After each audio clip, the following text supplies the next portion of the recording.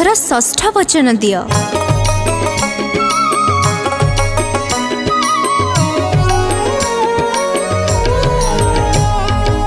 षष्ठरी वचन मते दियो एथर, निश्चय रखिबो ई कथा मोहर। संग साथी मिले जेबे मु बसिथिबे, कियो बनारी मेलरे मु रहिथिबे। से समय केबे तुमे कटु वचन, कहि मते केबे देबनी अपमान। जुआन खेलिबा पण करेण कुह, षष्ठ घेरा तेबे पूर्ण हेबो निश्चय।